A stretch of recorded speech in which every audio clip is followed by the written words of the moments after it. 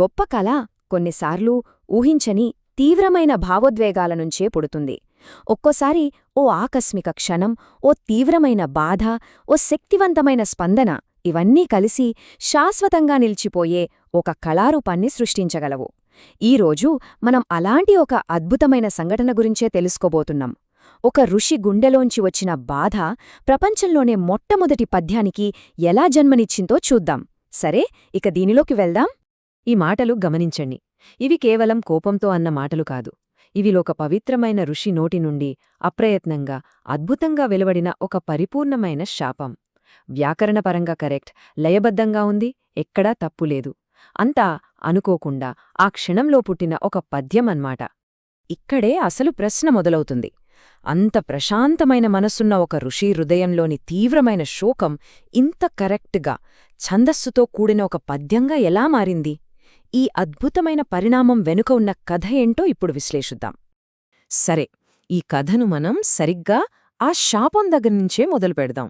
ఎందుకంటే ఆ ఒక్క సంఘటనే అన్నింటికీ మూలం. అలా ఆశ్చర్యంగా వచ్చిన ఆ మాటలే ఒక కొత్త సృష్టికి దారితీశాయి. కాని ఆ శాపం వెనుక అసలు కథేంటో అర్థం చేసుకోవాలంటే మనం కాస్త టైంలో వెనక్కి వెళ్ళాలి. అంతా ప్రశాంతంగా ఉన్న ఒక నదీతీరానికి, స్వచ్ఛమైన శాంతితో నిండిన ఒక ఉదయం వేళకు వెళ్దాం. మన కథానాయకుడు మహర్షి వాల్మీకి. ఆయన తన రోజువారీ అనుష్ఠానాల కోసం తమసా నది ఒడ్డుకు చేరుకున్నారు. అప్పటిదాకా అంతా ప్రశాంతంగా, చాలా నిర్మలంగా ఉంది. వాల్మీకి తన శిష్యుడైన భరద్వాజుడితో అన్న ఈ మాటలు అప్పుడు ఆయన మానసిక స్థితిని మనకు చూపిస్తాయి. ఓ భరద్వాజ, ఈ నదీతీరాన్ని చూడు, ఒక మంచి మనిషి మనస్సులాగా ఎంత స్వచ్ఛంగా, నిర్మలంగా ఉందో అన్నారు. దీన్ని బట్టే అర్థమవుతుంది ఆ సంఘటనకు ముందు ఆయన మనసు ఎంత నిశ్చలంగా ఉందో. ఆయన ఎలాంటివారంటే తన ఇంద్రియాలన్నిట్నీ పూర్తిగా అదుపులో ఉంచుకున్న వ్యక్తి. ఆ ప్రశాంతమైన ఉదయం ఆయన ఆ అడవి అందాన్ని ఆస్వాదిస్తూ ఎంతో నిశ్చలమైన మనస్సుతో తిరుగుతున్నారు. ఏదీ ఆయన శాంతిని భంగపరచలేనంత నిగ్రహంతో ఉన్నారన్మాట అప్పటివరకు. కాని ఆ ప్రశాంతత ఎంతోసేపు నిలవలేదు. ఒక్క క్షణం, ఒకే ఒక క్రూరమైన చర్య ఆ నిశ్శబ్దాన్ని బద్దలు కొట్టింది. ఆ శాంతి భగ్నమైంది. ఆ అడవిలో వాల్మీకి చాలా మధురంగా కూస్తున్న ఒక జత క్రౌంచ పక్షుల్ని చూశారు. అవి ప్రేమతో, అనురాగంతో ఒకదాన్ని విడిచి మరొకటి ఉండలేనంత అన్యోన్యంగా ఉన్నాయి. ఆ దృశ్యం చూడ్డానికి చాలా మనోహరంగా ఉంది.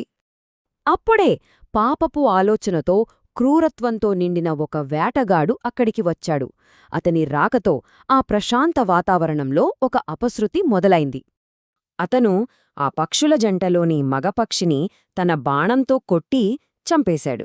ఒక్క దెబ్బతో ఆ ఆనందాన్ని, ఆ ప్రేమను నాశనం చేశాడు. ఆ మగపక్షి నెత్తురోడుతూ నెలమీద పడి గిలగిల కొట్టుకుంది. తన ప్రేమమయమైన తోడు నుండి విడిపోయిన ఆడపక్షి గుండెలు పగిలేలా ఏడుస్తుంది. ఆ దృశ్యం చూసిన ఎవ్వరికైనా సరే హృదయం ద్రవిస్తుంది. ఇప్పుడు మనం కథలోని అత్యంత కీలకమైన ఘట్టానికొచ్చాం.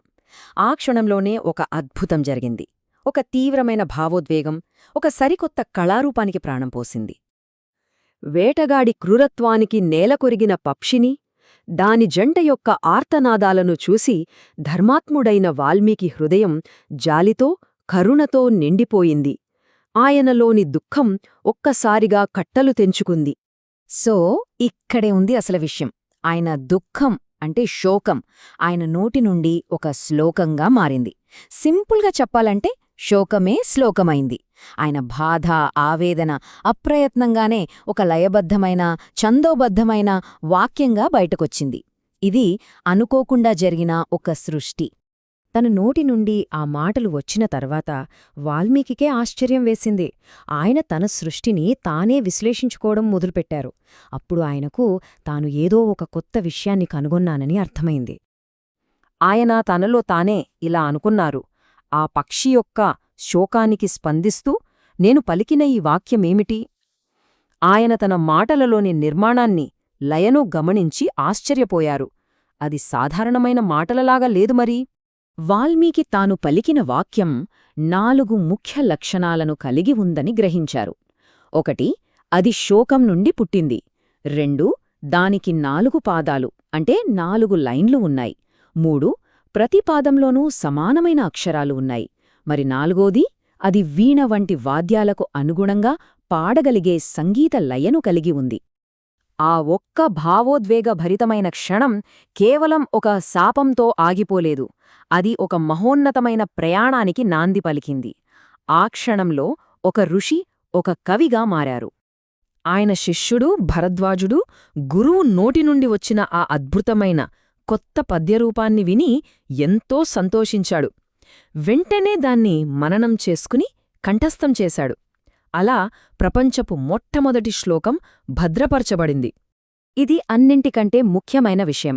శోకం నుండి పుట్టిన ఈ శ్లోకం అనే ఛందస్సే ఆ తర్వాత కొన్ని కోట్ల మందికి మార్గదర్శకమైన ప్రపంచంలోని గొప్ప ఇతిహాసాలలో ఒకటైన రామాయణం రాయడానికి ఉపయోగించబడింది. ఆలోచించండి, ఒక చిన్న పక్షి మరణం ఒక మహాగ్రంథం పుట్టుకకు కారణమైంది. వాల్మీకి కథ మనకొక విషయాన్ని గుర్తుచేస్తోంది. కొన్నిసార్లు మనలోని అత్యంత ప్రగాఢమైన భావోద్వేగాలే, అవి బాధైనా ఆనందమైనా సరే, సృజనాత్మకతకు ఊపిరిపోస్తాయి. ఒకరి జీవితంలో సృజనకు కారణమయ్యే అంతటి శక్తివంతమైన భావోద్వేగం ఏదైతుంటుందో ఆలోచించదగ్గ విషయం.